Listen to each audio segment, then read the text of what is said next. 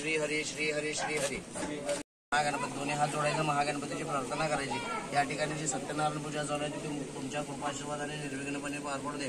प्रारंभे विनती करू गणपती विद्या दया सागरा अज्ञानत्व हरवणे बुद्धिमत्ते आराध्य मोरेश्वरा पुरुषोत्तम मंडले विष्णुपत्नी नमस्तुभ्यं पादस्पर्शं समस्वमे श्री धरा देवताभ्यो नमो नमः. दोन्ही हात असं जमिनीला लावायचे. धरा देवताभ्यो नमो नमः. त्याचे स्वस्तिक काढले बघ पलीकडे, त्या स्वस्तिकवर ठेव, खाली ठेवायचं. गंगे जयमुने जय गोदावरी सरस्वती नर्मदे सिंधू कावेरी जलेस्मिन् सन्निधि करो. श्री कलशाय नमो नमः. सकल पूजार्थे गंधाक्षर पुष्पम गंधाक्षर हरिद्रा कुंकुम सकल सो शिव्या देऊ नको म्हणा. पूजा चालू आहे.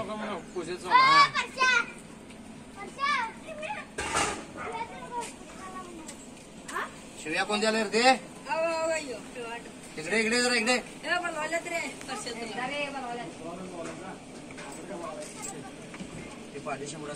बारीक धारदार जप चालू आहे ना. चला. माता राम पिता रामचंद्र स्वामी राम मत्सका रामचंद्र सर्व सौम्य रामचंद्र दयालु आपदाम हरतारम दातारम सर्व संपदाम लोकाभिरामम श्रीरामम भूयो भूयो नमाम्यहम. भूयो भूयो नमाम्यहम. शांताकारं भुजगशयनं पद्मनाभं सुरेशं विश्वाधारं गगनसदृशं मेघवर्णशोभांगं लक्ष्मीकान्तं कमलनयनं योगिपदं वन्दे विष्णु भवभयं सर्वलौकिकनाथं कृष्णाय वासुदेवाय हरे परमात्मने प्रणतक्लेशनाशाय गोविंदाय नमो नमः. सुरास्वामी अभिनंदो ब्रह्मा विष्णु महेश्वर वासुदेव जगन्नाथ अखंड लग्न भगवान वरुण वरुण धनाजो ब्रह्मणा सहित सर्व दिक्पालवान कीर्ती लक्ष्मीपती वेदा पुष्ट श्रद्धा क्रिया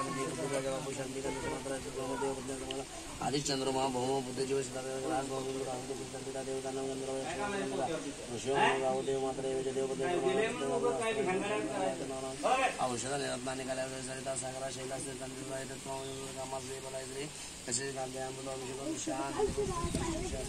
लक्ष्मी सत्यनारायण सांगाय सपरिवाराय नमो नमः.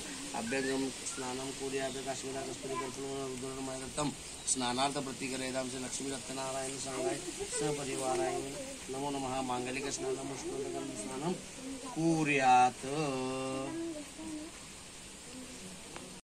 श्री लक्ष्मी सत्यनारायण सांगाय सर्व वस्तू वस्तूचे अक्षराम समर्पयामि. यज्ञपवित्रार्थे अक्षराम समर्पयामि. श्रीमद महागणपतये नमो नमः. विलेपनार्थे चंदनं समर्पयामि. छातीला आणि मस्तकाला लावायचे चंदन. श्री लक्ष्मी सत्यनारायण सांगायचं बरं विलेपनार्थे चंदनम समर्पयामि.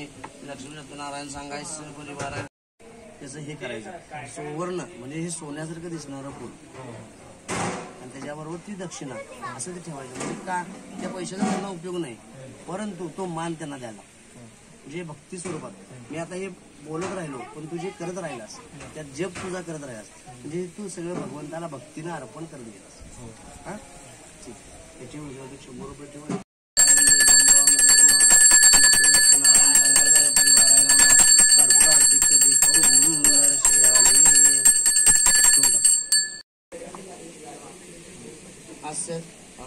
श्री गुरुचरण कमलेभ्यो नमो नमः. आता श्री सत्यनारायण कथेला आरंभ करत आहे. श्री गजाननाला नमस्कार असो. एकदा नेमिषाराने शौनक वगैरे मुनीने सुद्धा प्रश्न विचारला. हे म्हणाले की हे मुनी श्रेष्ठा मला सर्व फले कोणत्या व्रताने मिळतात ते आम्हाला सांगा. त्यावर सुत म्हणाले पूर्वी महर्षी नारदाने हाच प्रश्न भगवान महाविष्णूंना विचारला होता. तो वृत्तांत मी तुम्हाला सांगत आहे. एकदा महर्षी नारद मुनी पृथ्वी फिरत असतात. तेथे अनंत जन्म घेऊन सर्व दिन दुःखी भोगीत असे त्यांना दिसले. तेव्हा ते लगेच वैकुंठात भगवान महाविष्णूंच्याकडे गेले. तिथे त्यांनी श्री विष्णूंची स्तुती करून त्यांना प्रसन्न करून घेतले. पण नंतर ते म्हणाले की भगवंता आपली कृपा जर मधुर असेल तर या पृथ्वीवरील सर्व दिनांची दुःखे नाहीशी होतील. यावर काही उपाय सांगा. ते ऐकून भगवान विष्णू म्हणाले की वत्सा नारदा मी तुझ्यावर प्रसन्न आहे. स्वर्गात किंवा मृत्यूलोकात कोणालाही ज्ञात नसलेले असे महापुण्यकारक व्रत मी तुला सांगतो. हे व्रत करणारा सर्व काळ सुख बघून शेवटी मोक्षपदात जातो.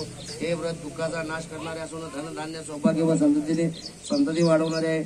याला श्री सत्यनारायणाचे व्रत असे म्हणतात. हे व्रत सूर्यास्तानंतर 2 प्रहरामध्ये केव्हाही सत्यनारायण भगवंताचे पूजन करावे. केळी दूध तूप साखर व रवा हे समप्रमाणात सव्वाच्या मापाने घेऊन त्यांचा प्रसाद सत्यनारायण भगवंताला अर्पण करावा.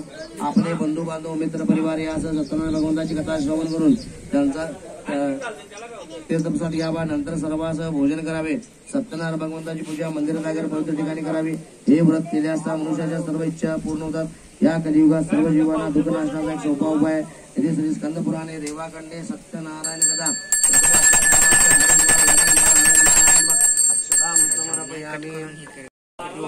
महानिरांजन दीपम समर्पयामी. सत्यनारायण भगवान की जय.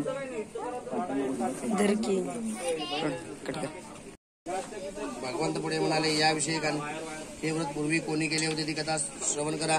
सुंदर व पवित्र अशा वाराणसी नावाच्या नगरीत एक गरीब ब्राह्मण राहत होता. तो दारिद्र्याने त्रसला होता. तो रोज भिक्षा मागण्याकरता फिरत असे.